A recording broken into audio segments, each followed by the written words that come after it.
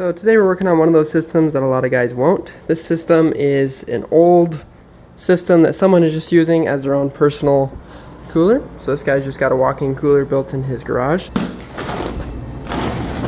really neat. He's got a freezer on that side, cooler on this side. You can see he just cut up some meat. Looks really good, by the way. And fans weren't coming on, and that's because I think those fans are brought on by a clicks-on switch, and that wasn't getting cold enough to actually switch. So I checked the unit over here. It was short cycling. The pressure switch was doing what it was supposed to, but it was still not cooling down. So began looking for a leak after confirming that it was low, and boom, right there. So I found the area with my digital leak detector, and then I just soaked it down. You can see it's a pretty bad leak. Just pulling a vacuum on my temporary recovery cylinder. When that's pulled down, we will begin recovering refrigerant from this thing, and then that refrigerant will go back into this system. So I actually suspect this system was fixed before. See right up here we've had braze. I'm pretty sure that's aftermarket. Same with this and this and this. That doesn't look like it was done in the factory. And right down here where our leak is, we're done recovering, by the way. I think we're just going to do the same thing, because I can't really bend this tubing. It's too stiff without damaging something. So we're just going to braze that just like how this is.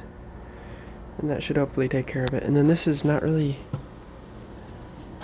easy to take apart because everything is built around this shroud.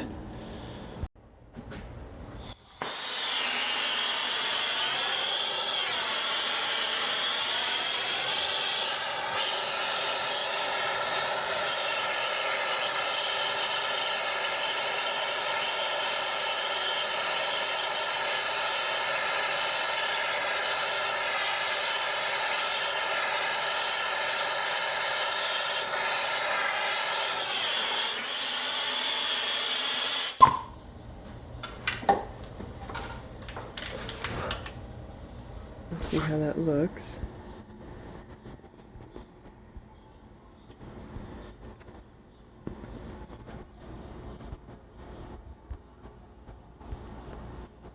We'll pressure test it and then vac it down to prove that it's sealed, but I think that's all it needed.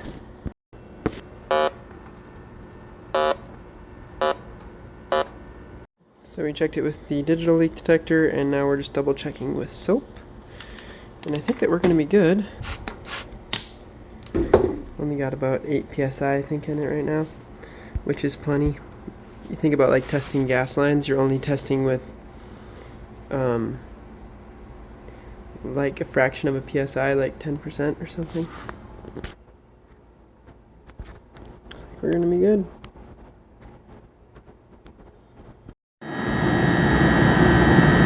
So now we're just going to add in slowly. We want to see liquid flowing in our sight glass, which right now you can see it's like shooting in, bubbling in really bad. That means it's still low. We want that to be running clear. We're also going to measure our subcooling and our coil.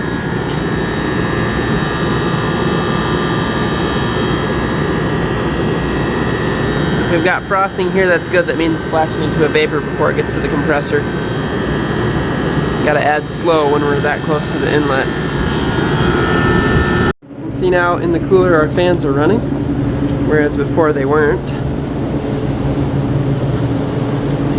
That was how he knew he had a problem.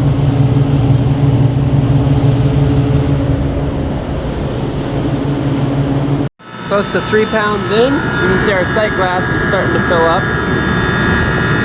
It's like half full now.